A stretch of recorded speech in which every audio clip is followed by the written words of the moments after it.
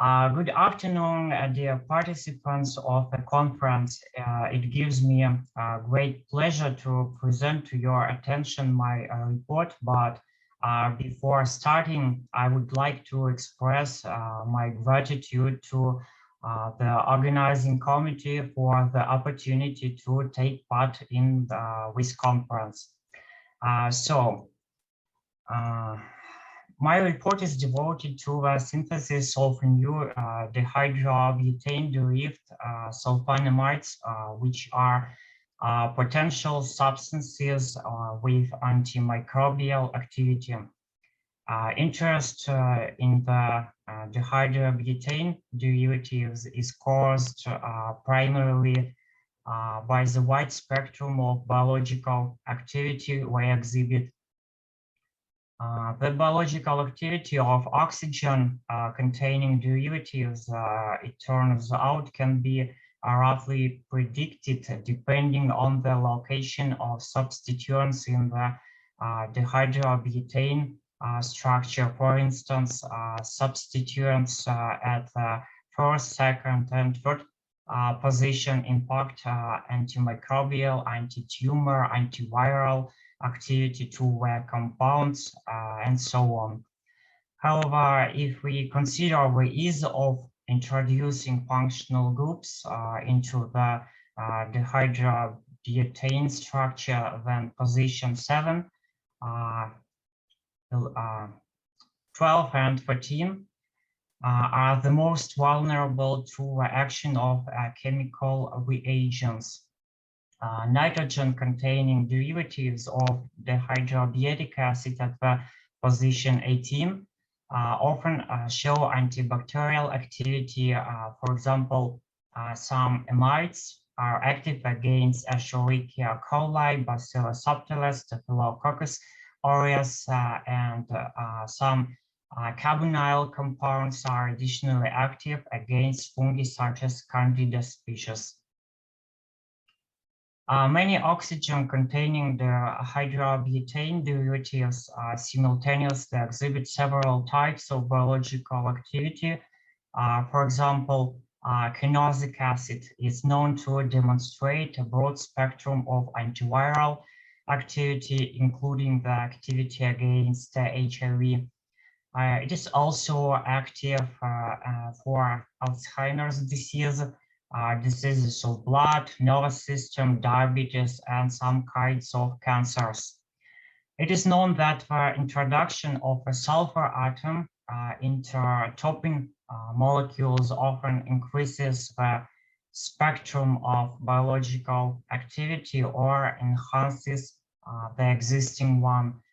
However, methods of introducing sulfur-containing groups into the dehydroabutane structure haven't yet been developed. The most studied sodium salt of dehydroabutane structure, which has a pronounced activity against Helicobacter pylori and is used to treat ulcerative esophagitis. It is also interesting to obtain amino acids derivatives of dehydroabutane, which have an increased ability to integrate into the metabolic pathways of living organisms due to the recognition of amino acid residues in the structure of the molecule. Thus, amide derivatives of dehydroabiatic acids obtained on the basis of alanine, aspartic acid, phenylalanine, serine, or tyrosine exhibit anti-tumor activity against various cancer cells. Also, the structures like these are often active against gram-positive and gram-negative bacteria. In this work, we have developed an effective method for introducing a sulfonamide group at position 18 of dehydroabiatanoate, proceeding from the dehydroabiatic acid. This acid itself is a part of a natural rosin, but its isolation from were difficult, and however, it's known that that abietic acid, which is the main component of natural colophonium, is capable of being converted to the dehydroabietic acid by the action of number of reagents, which are often expensive, such as platinum. Abietic acid was converted to the corresponding ethyl ester, which when heated with sulfur to 200 degrees is quantitatively transformed to dehydroabietic acid, ethyl ester.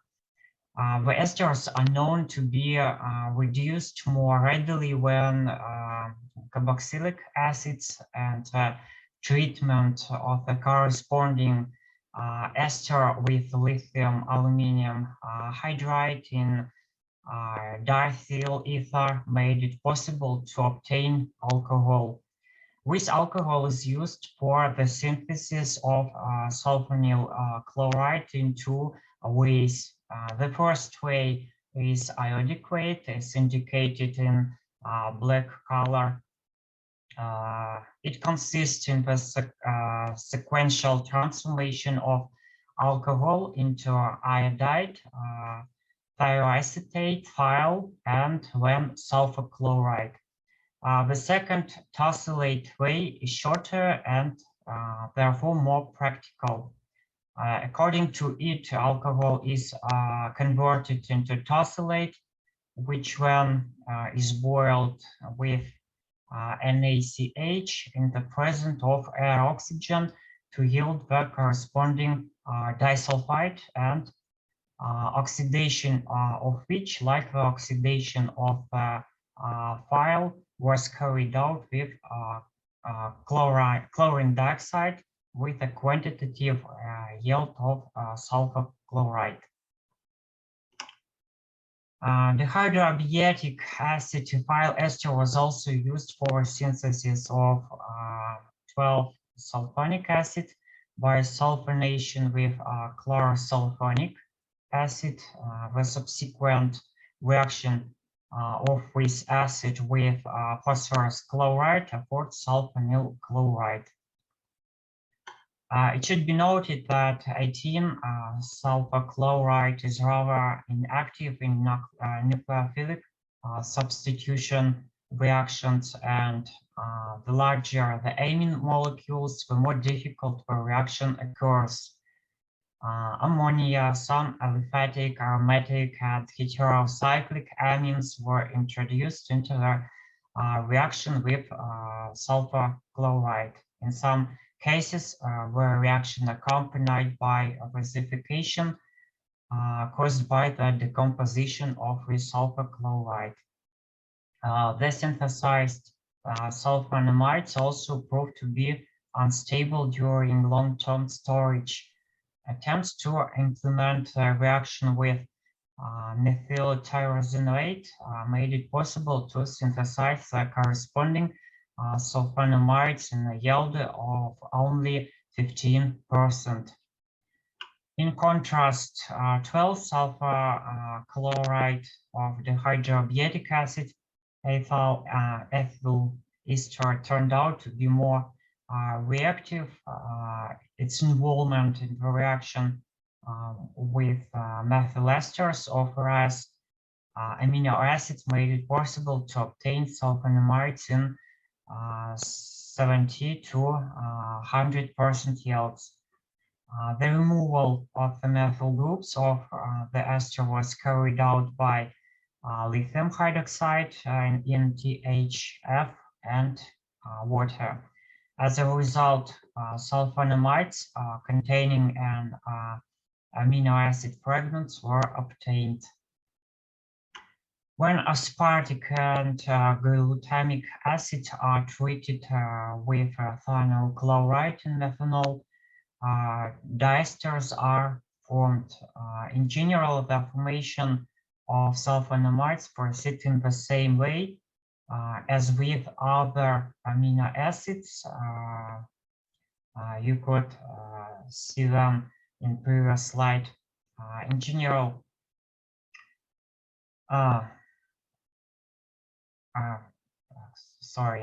removal of ester groups allowed us to synthesize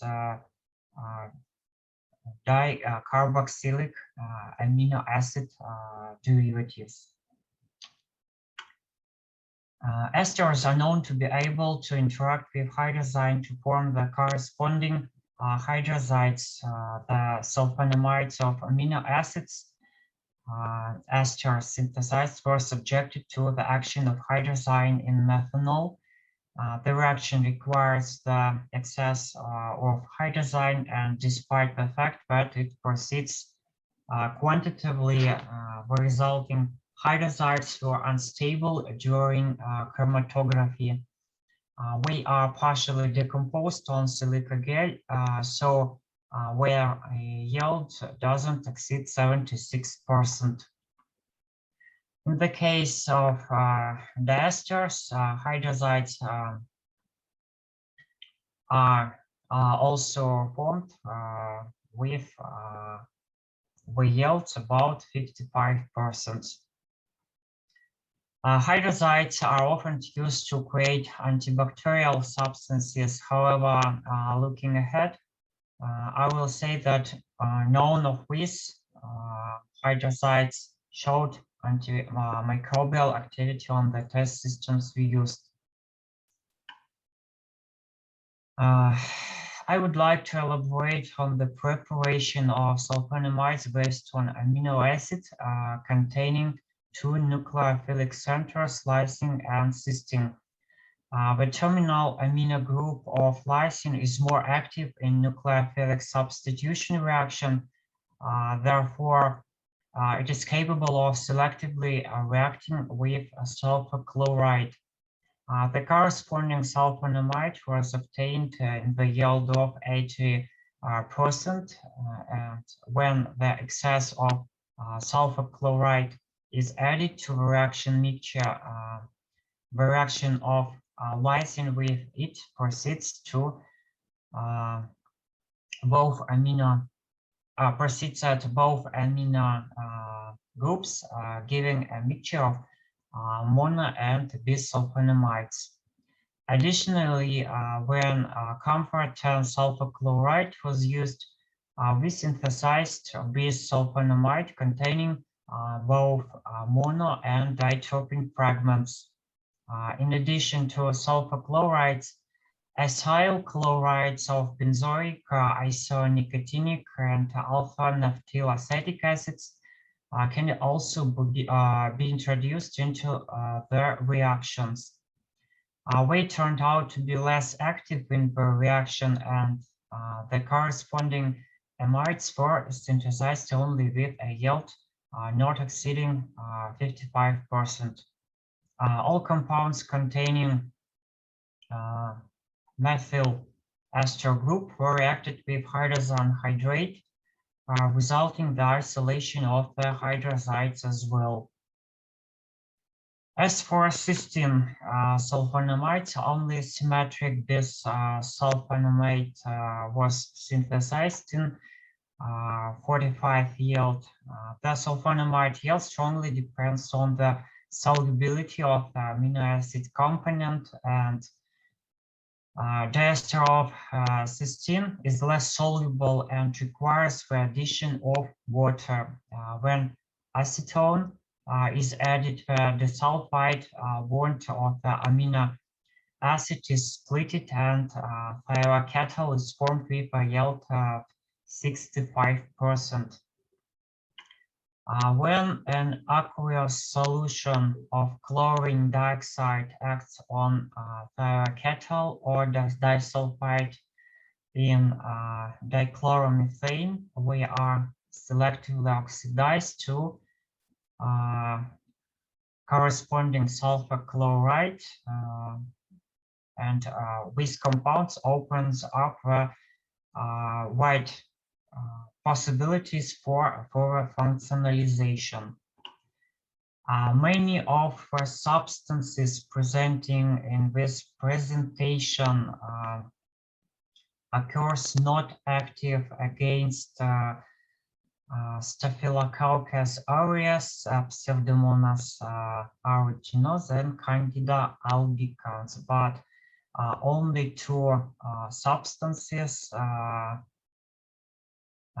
turned out to be active. Thank you for your attention.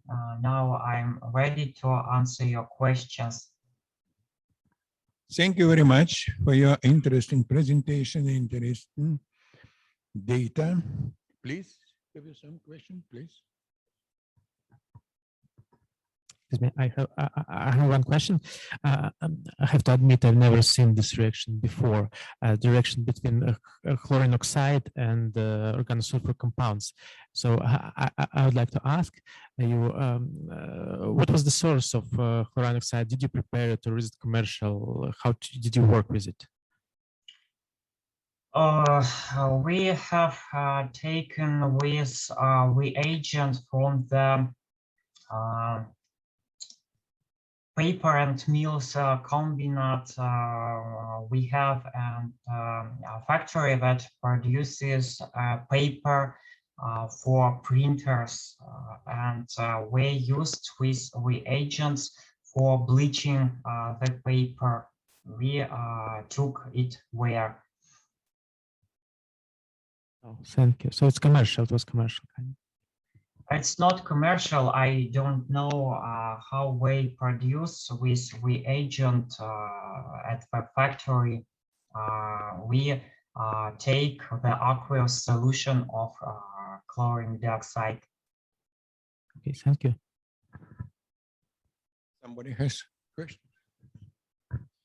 Thank you very much for this interesting presentation. I'm not an organic chemist, but I'm a biochemist, and I have a question concerning your slide number 14.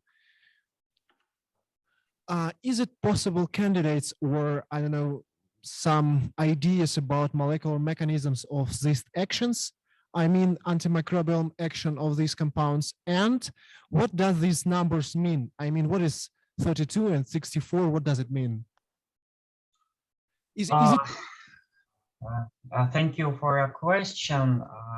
Unfortunately, I don't know the mechanism of action of these substances on Staphylococcus aureus and other microorganisms, but biologists promised us to give this information.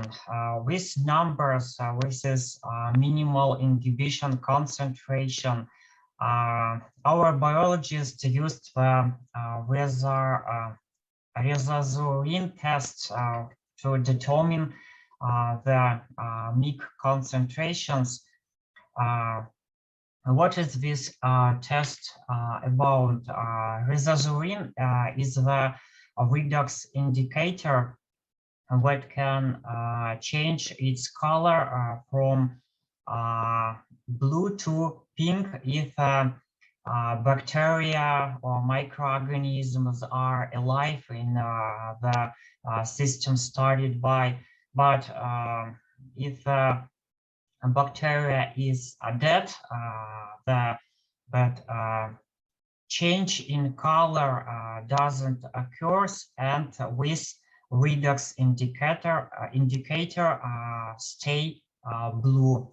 So here, the less the number, the more active compounds. This is the just concentration. Thank you so much. But in what units does the concentration presented? Nanograms per milliliter or what? Micromoles per liter. Sorry, once again? Micromoles per milliliter, more maybe. Micromoles per milliliter. Oh, thank you. Thank you. Thank you very much.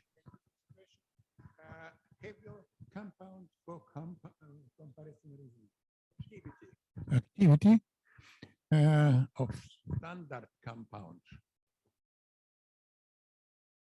For comparison, I mean activity, your compounds with known compound with high activity or reasonable activity? Yeah, thank you for your question. So with this comparative data, unfortunately, I don't know the standard compounds, but with values not so high as we wanted. Some compounds, not ours compounds, showed the 8 concentration, etc. The minimal number 8. Mhm. This Thank work is you. fresh enough, and I should see the standard compounds. But it would be reasonable to have compounds for comparison. Yes, Yeah. thank you.